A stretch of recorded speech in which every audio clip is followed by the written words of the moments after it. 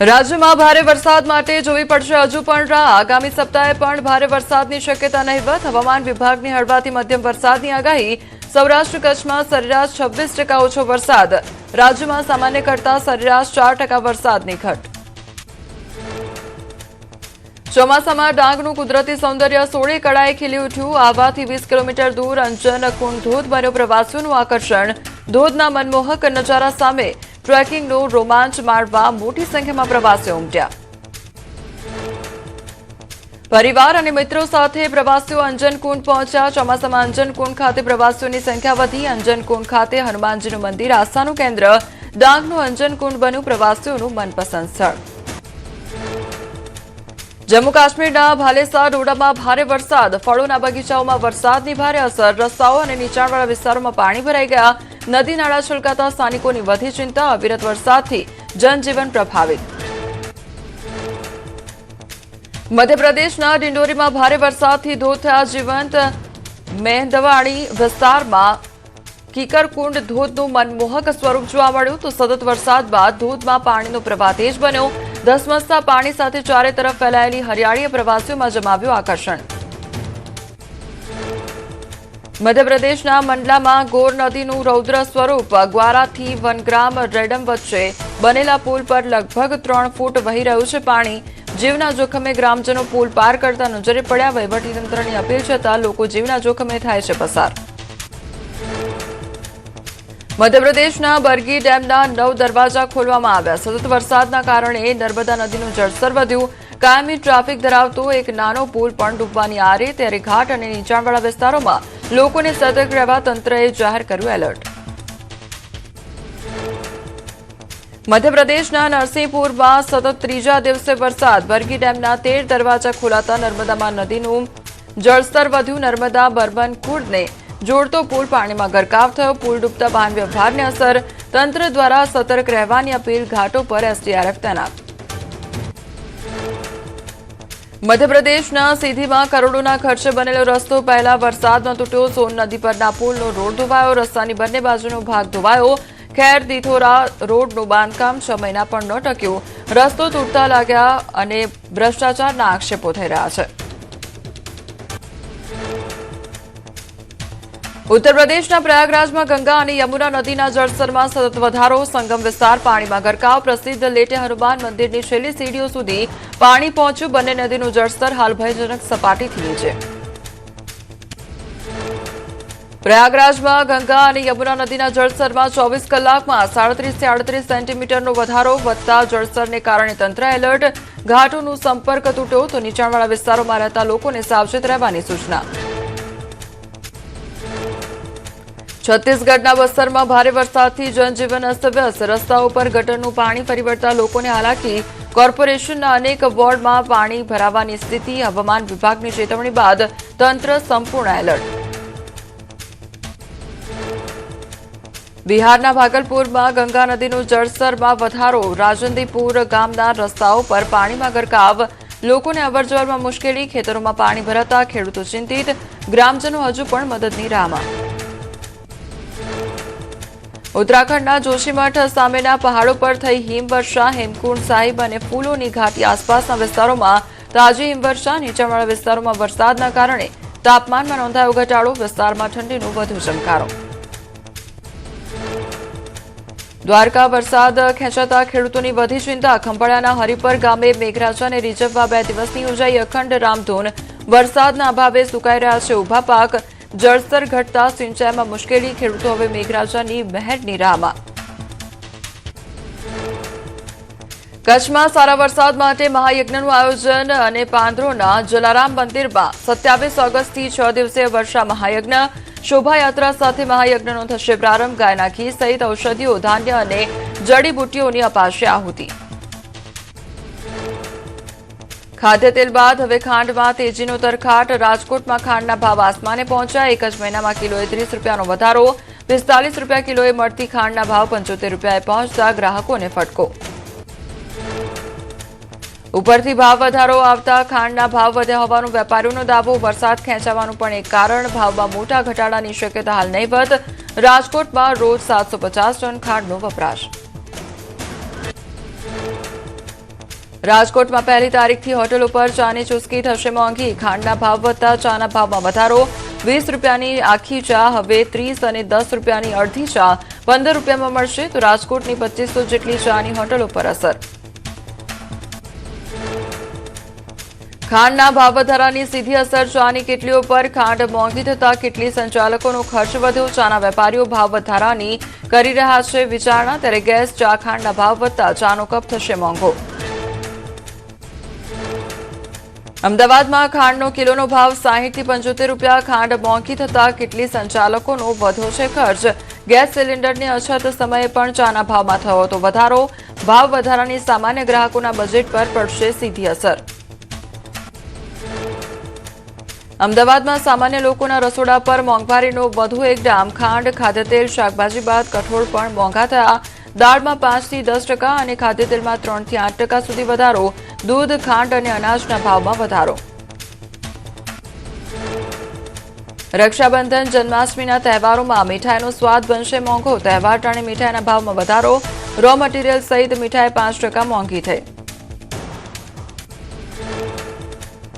અમદાવાદમાં મીઠાઈના વેપારીઓ કાચા માલના વધતા ભાવને કારણે ચિંતામાં. ખાંડ, દૂધ, ઘી, ખોયા, કાજુ અને બદામના ભાવ વધતા કેટલીક મીઠાઈના ભાવમાં 5% સુધીનો વધારો. તહેવારોમાં ગ્રાહકોના બજેટ પર પડી શકે છે ભાવ વધારાની અસર. ટ્રાન્સપોર્ટેશન, પેકિંગ મટીરીયલ અને કારીગરોની મજૂરીના ખર્ચમાં પણ વધારો. જૂના ભાવે મીઠાઈ વેચવી મુશ્કેલ બની રહી હોવાનો વેપારીઓનો દાવો. તો ખાંડના ભાવને નિયંત્રિત કરવા સરકાર સમક્ષ અપીલ કરવામાં આવી. તહેવારો ટાણે મોંઘવારીનો વધુ એક માર. રાજકોટમાં સિંગતેલના ભાવમાં 15 દિવસમાં 50 રૂપિયાનો વધારો. કપાસિયા તેલમાં 60 રૂપિયાનો વધારો. ગૃહિણીઓના બજેટ ખોરવાયા. સિંગતેલના ડબ્બાનો ભાવ પહોંચ્યો 3000 પર. કપાસિયા તેલના ડબ્બાના ભાવ 2850 રૂપિયા થયો. તો 50 રૂપિયાના વધારા સાથે સનફ્લાવર તેલનો ભાવ 2600 આસપાસ પહોંચ્યો. તહેવાર નજીક આવતા જ તેલના ભાવ વધ્યા. આણંદના તારાપુરમાં સરકારી અનાજ બારોબાર હોટલમાં ઠલવાયું. ફતેપુરાના સસ્તા અનાજના દુકાનદાર સામે આક્ષેપ. બગોદરા તારાપુર હાઈવેની હોટલમાં પહોંચાડાયું અનાજ. સરકારી અનાજ ઠલવાતો video viral. News 18 Gujarati viral વિડીયોની પુષ્ટિ કરતું નથી.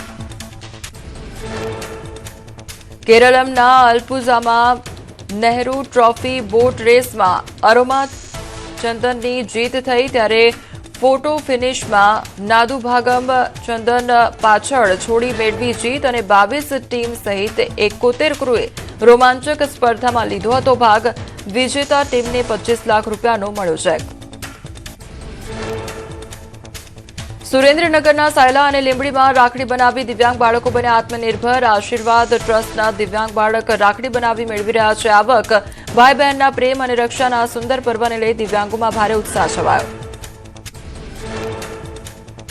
દિવ્યાંગો દ્વારા બનાવાયેલી 10,000 થી વધુ રાખડીઓ શાળાઓ અને સામાજિક સંસ્થાઓ સુધી પહોંચશે. મહેનતના બદલામાં મળતી આવકથી તેમના ચહેરા પર ખુશી છવાઈ. આશીર્વાદ ટ્રસ્ટ દ્વારા દિવ્યાંગ બાળકોને રાખડી બનાવવા અપાઈ હતી તાલીમ. બિહારનો રાજા સ્કેટિંગથી દ્વાદશ જ્યોતિર્લિંગ ચારધામ યાત્રાએ નીકળ્યો. 9 જ્યોતિર્લિંગ અને 2 ધામના દર્શન કર્યા પૂર્ણ. હવે સોમનાથ મહાદેવના દર્શન માટે આગળ વધ્યો. દરરોજ 40 થી 60 કિલોમીટર કરે છે સ્કેટિંગ. સુરતના કામરેજમાં 77મા વન મહોત્સવની ઉજવણી. ગલતેશ્વરમાં મહાનુભાવોએ કર્યું વૃક્ષારોપણ. આરોગ્ય મંત્રી પ્રફુલ્લ પાનસેરિયાએ આપ્યો પર્યાવરણ બચાવવાનો સંદેશ. કહ્યું પ્રકૃતિ બચશે તો આરોગ્ય બચશે. પર્યાવરણ સંરક્ષણની કરી અપીલ. જૂનાગઢના સાસણગીરમાં નવા પોલીસ સ્ટેશનનું ભવ્ય લોકાર્પણ. રાજ્યમંત્રી કૌશિક વેકરિયાના હસ્તે લોકાર્પણ. પોલીસ સ્ટેશનમાં 1 પીઆઈ અને 1 પીએસઆઈ સહિત 72 પોલીસ સ્ટાફની નિમણૂક. પ્રવાસીઓની સુરક્ષા માટે મહત્વપૂર્ણ પહેલ. શ્રાવણના બીજા સોમવારે સોમનાથમાં ભક્તોનું ઘોડાપૂર. વહેલી સવારે 3 વાગે ખુલ્યા દ્વાર. વહેલી સવારથી જ સોમનાથમાં શ્રદ્ધાળુઓનો અવિરત પ્રવાહ જોવા મળ્યો. મોડી રાતથી જ ભક્તિનો સાગર છલકાયો. ભાવિકોને દર્શનમાં કોઈ અવગડતા ન પડે અને વ્યવસ્થિત રીતે દર્શન થઈ શકે તે માટે લેવાયો વિશેષ નિર્ણય. સોમનાથ મંદિર પરિસર અને સમગ્ર વાતાવરણ હર હર મહાદેવના દિવ્ય નાદથી ગુંજી ઉઠ્યું. બિલીમોરા સોમનાથ મંદિરે શ્રાવણના બીજા સોમવારે ભક્તોનું ઘોડાપુર પૌરાણિક મંદિરના દર્શન કરી દેશ વિદેશથી આવેલા શ્રદ્ધાળુઓએ ધન્યતા અનુભવી. ઓમ નમઃ શિવાય અને હર હર મહાદેવના નાદથી સમગ્ર વાતાવરણ ગુંજી ઉઠ્યું. બેંગલુરુ વંદે ભારત એક્સપ્રેસનો મનમોહક નજારો આવ્યો સામે. લીલાછમ પહાડો, ઘનઘોર જંગલોમાંથી પસાર થતી ટ્રેન મુસાફરો માટે બની રહી છે યાદગાર પ્રવાસ. પશ્ચિમ ઘાટના અદભુત કુદરતી સૌંદર્યના દર્શન કરાવે છે ટ્રેનની સફર. અમદાવાદમાં રમાયેલ FIBA અંડર 18 એશિયા કપ 2026માં ઓસ્ટ્રેલિયા બન્યું છે ચેમ્પિયન. ત્યારે ફાઇનલ મુકાબલામાં ચીનને 89-79 થી હરાવી ઓસ્ટ્રેલિયાએ પોતાનો ખિતાબ જાળવી રાખ્યો છે. મેચ દરમિયાન કૃષિ મંત્રી જીતુ વાઘાણી સહિતના દિગ્ગજ મહાનુભાવો પણ રહ્યા ઉપસ્થિત. કાલાવડના હરિપર ગામે રાજકોટ રેન્જ પોલીસના દરોડા. નકલી અને ભેળસેળયુક્ત દૂધના કૌભાંડનો કર્યો પર્દાફાશ. રેડ દરમિયાન સ્થળ પરથી આશરે 7,150 લીટર શંકાસ્પદ દૂધનો જથ્થો ઝડપાયો. દૂધમાં ભેળસેળ કરવા માટે રાખેલું 120 કિલો વનસ્પતિ ઘી અને 15 કિલો દૂધ પાવડર જપ્ત કરાયો. ફૂડ સેફ્ટી વિભાગની ટીમ દ્વારા દૂધના સેમ્પલ લઈને સીલ કરાયા. 6 જેટલા શખ્સો સામે કાયદેસરની સઘન કાર્યવાહી પણ હાથ ધરાઈ. ખેડાના રઢુ ગામના પ્રાથમિક આરોગ્ય કેન્દ્રની બેદરકારીનો વીડિયો વાયરલ. સરકારી દવાખાનામાંથી નાના બાળક માટે આપવામાં આવેલી દવાની બોટલમાંથી નીકળ્યા જીવતા કીડા. ન્યૂઝ 18 ગુજરાતી વાયરલ વીડિયોની પુષ્ટિ કરતું નથી.